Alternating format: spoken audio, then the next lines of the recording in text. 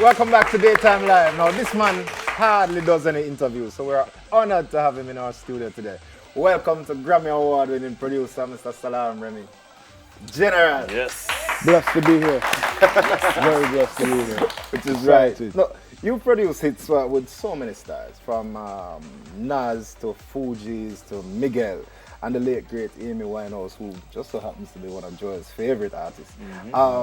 I know we don't have much time, but tell us a little bit about how you got started in the music business.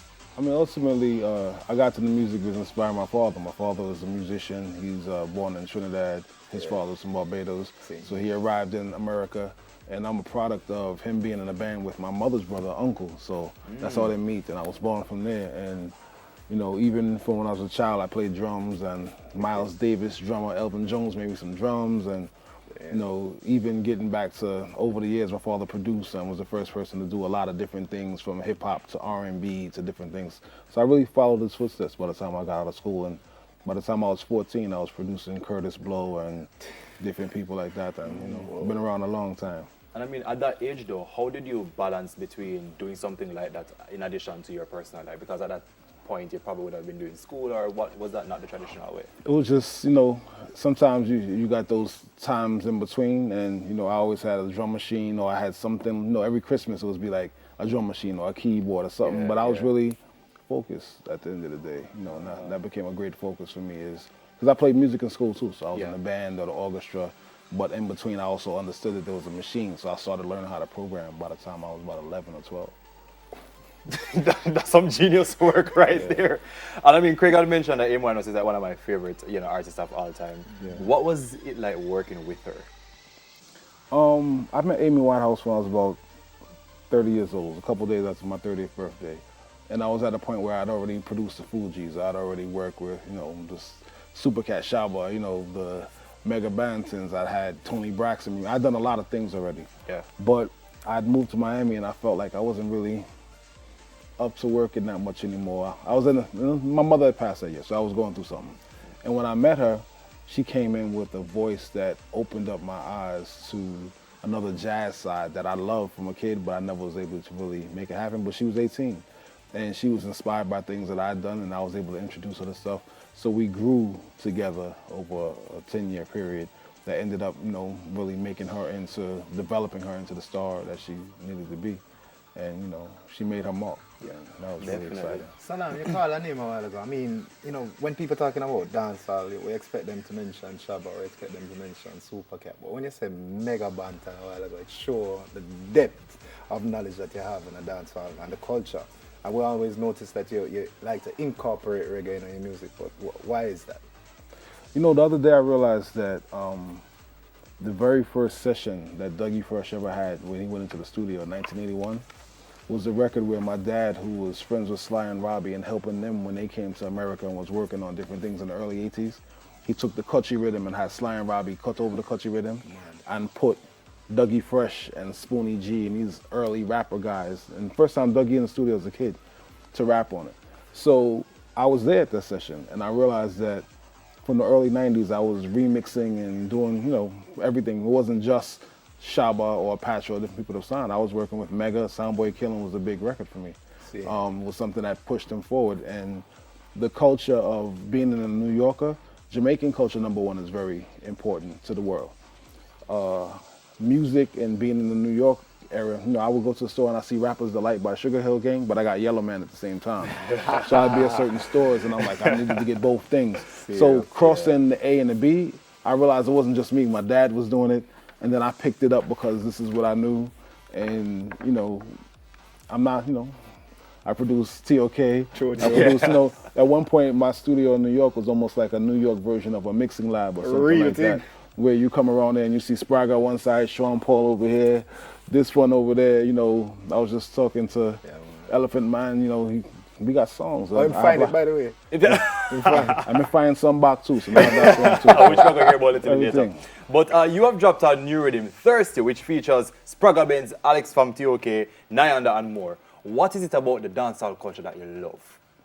Dancehall culture for me taught me how to be a better producer. It's a basic concept. Number one, you know, Jamaican engineering is, if you go to a actual festival around the world, you see speaker stacks, bass, highs, everything. You know, I had the opportunity to sit down with scientists who was King Tubby's apprentice and sit down and talk to them about when they was building speakers and sound.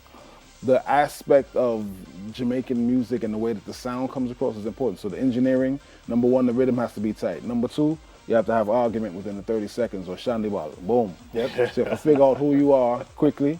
And then third, the mix can change everything, because when something is mixed, a song might be okay, but if the mix hits you right, then everybody feels great. So I think the aspect of being a better producer who learned how to produce via reggae and via dancehall specifically helped. When you listen to Nas's Made You Look, it's a hardcore hip hop record, but if you listen to it, the mix is very reggae.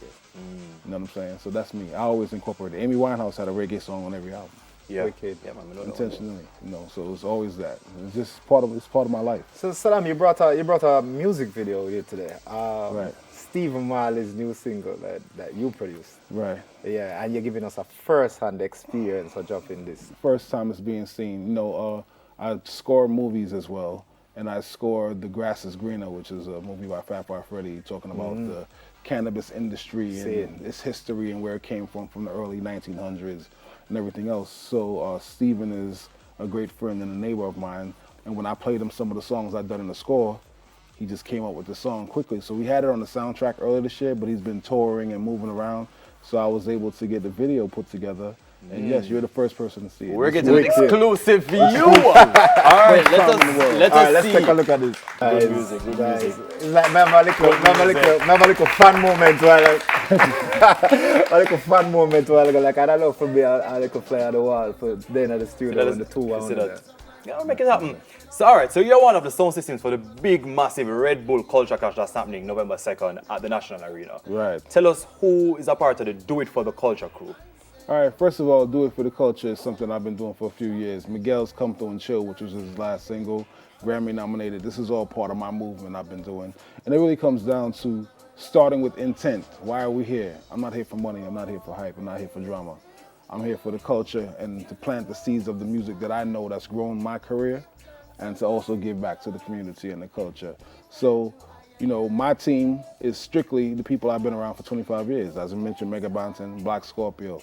Anytime I talk about sound stuff, Scorpio has me as a son from 1992, 93, when we first meet. Spragga Benz I've been producing since early 90s. Just Snowcone was around me in New York from the same time I met Scorpio.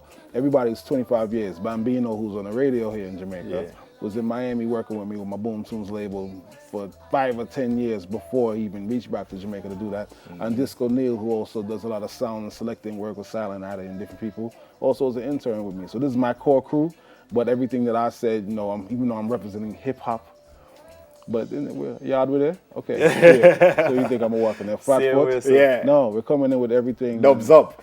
Everything we have from the catalog, Lion Log, Scorpio Box, My Box, Red Square, Just Snow Cone, Share Ice. Mad. You know, everybody was just coming in full 100, and you can expect something that's very strong, very cultural, and you know, a great performance. Straight up. All right, so we have 20 seconds to wrap out. When is the Culture Clash again? Culture Clash is November 2nd, National Arena. November Do It for the Culture team. We'll take it. Understand that. Everybody else, pack your bags and your suitcase. Thanks for coming on Daytime, everybody. We appreciate it. We'll be right back talking about the Peter Tosh Music Festival. Mad. Super.